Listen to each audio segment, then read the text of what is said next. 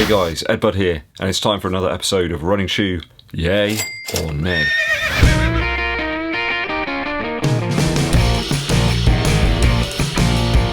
Thanks for tuning in guys. Just a quick explanation for anybody that doesn't really understand the show or hasn't seen it before. This isn't me saying that any of the shoes on today's Running Shoe Yay or Nay are terrible or they're brilliant. How can I review a shoe without trying it out on foot? This is me saying whether or not I'm going to actually test the shoe, whether I'm going to grab a pair of them and test them out in the near future. It could be that there's another running shoe tuber that will do them more justice than me. So that's what this show is about. It's not me saying a shoe's great or it's terrible. Obviously you can't tell unless you put it on your feet. Okay, shoe number one today is the Nike Pegasus Trail 3. So I think this one's actually just dropped for Nike members, certainly over here in the UK. We've got teal, we've got university gold. And do you know what that says to me? Forests, acorns, and tree roots. Nike's latest winged off-road running shoe. Looks like predominantly upper modifications here only from the Trail 2. And I think a lot of people are very happy about that by the sounds of it. All the comments I see are that the lockdown perhaps wasn't the best on the Trail 2 and the Trail 3 could be a little better. Mountain bike-like lugs on the outsole there and React foam through the midsole. And I've been a big fan of that on the Pegasus 38 recently. Nike reckon a US size 9 here is about 321 grams, so it's certainly going to weigh a little bit, but I think I'm getting less and less worried about weight the older and older that I get. Although I think in fairness I've been the same weight for about 20 years now. It's all about clean living guys, clean living and lots of organic alfalfa. Nike have employed that midfoot wrap system that we've seen in several other shoes over the last 18 months. Having bypassed the last few versions of the Pegasus Trail, I think it's going to be a yay this time for me. Certainly quite a reasonable price there, 115 Earth credits. I mean, what else can you get for 115 Earth credits these days? Oh, actually, there's quite a lot of things you can get for that price. There's very few people I've seen that have tested out the original version and the V2 that have got lots of bad things to say about it, so I'm quite keen to test it out. I always like the profile of the V2. Certainly a yay for me on the Nike Pegasus Trail 3. Shoe 2. Let's get stuck into the ADIDAS ADIZERO Prime X. It's a serious hulk of a shoe, isn't it, guys? All I can think of is that it's a crazy dream of some wild designers somewhere. They got together and said, let's put together a shoe that's got the bulk of the Alpha Fly in terms of cushion. We need something that's like the Invincible run, guys. You know, Nike have got that. We need something that's the same. It's kind of like a Frankenstein shoe almost. And there's loads of strange choices on the upper as well. Really, it's quite a departure, I suppose, for Adidas. I'm pretty sure that this one will have the road feel of 1,000 mattresses that have been covered in bubble wrap. I mean, we've got energy rods in there. There's a carbon plate in the heel. And hang on, what does that say on the outside of the heel there? On the midsole? Just there. Does it say 50? Surely it can't mean 50 millimeters. I can't believe it. I mean, does that make this the Invincible Run or the Tempo Next Percent of the Adidas lineup? And the price as well, it says 420 Australian dollars, which converts to about 230 English pounds. We're even seeing 200 pounds roughly converted for the ADIZERO Adios Pro 2. I mean, is that a price hike or is it just the conversions? I suppose we'll have to wait and find out. I mean, is this shoe going to be for training? Maybe for super long range efforts? I mean, for most people, the whole stack thing doesn't really matter. You know, the rules and regulations, it's for championship races, and most of us are non-elite athletes. I'm no championship dude, I'm just a guy that likes running. I need a bit of time to think about the 50 millimeters and sort of let that sink in. I mean, you'd sink into that, wouldn't you? 50 millimeters of foam. You'd slowly sort of sink away into the Lightstrike Pro. I don't think I can say it's a yay or nay for me yet. I need to know more about this shoe before I give you my confirmation whether I'll try and pick it up or not.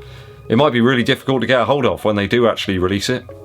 Maybe it's just a weird joke left over from the start of April. So it's neither a yay or nay from me at the moment for the Adidas ADIZERO Prime X.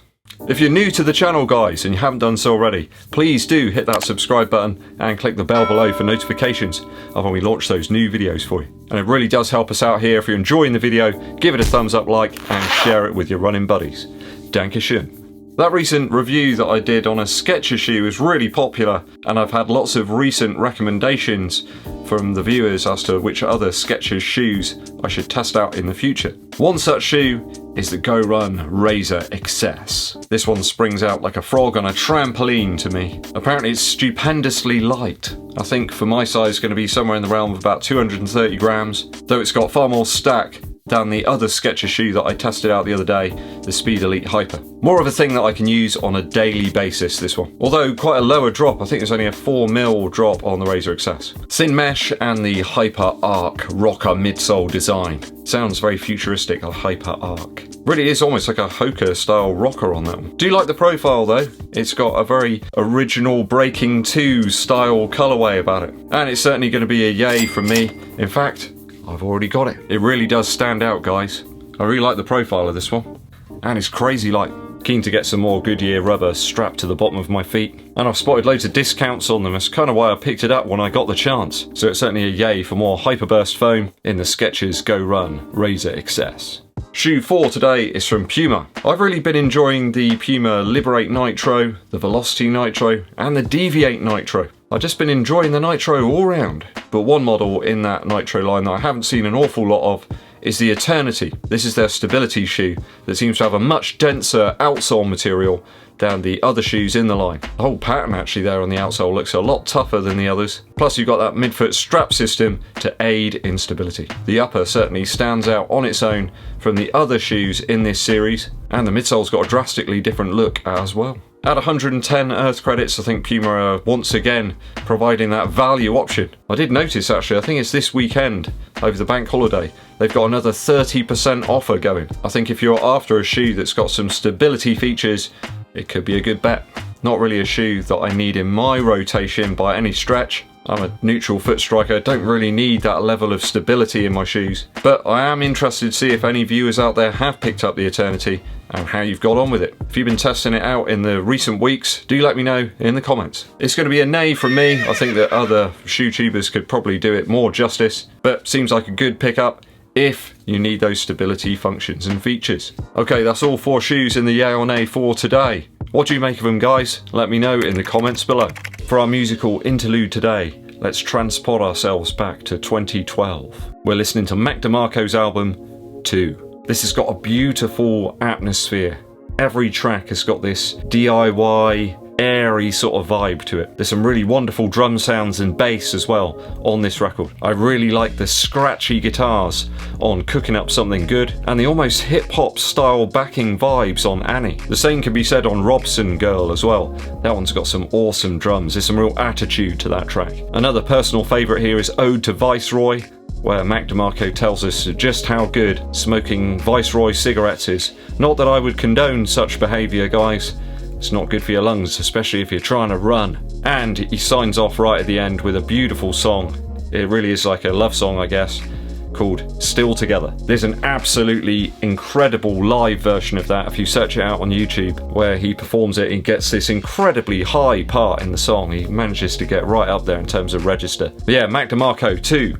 Go and check it out, you won't regret it. Thanks for tuning in today, guys. I very much appreciate it. If you haven't done so already, hit that subscribe button and click the bell below for notifications of when I roll out those new videos for you. And it really does help the channel out. If you've been enjoying the video today, give us a thumbs up, like, and also share the video with your running buddies. My name's EDDBUD, and I'll be seeing you.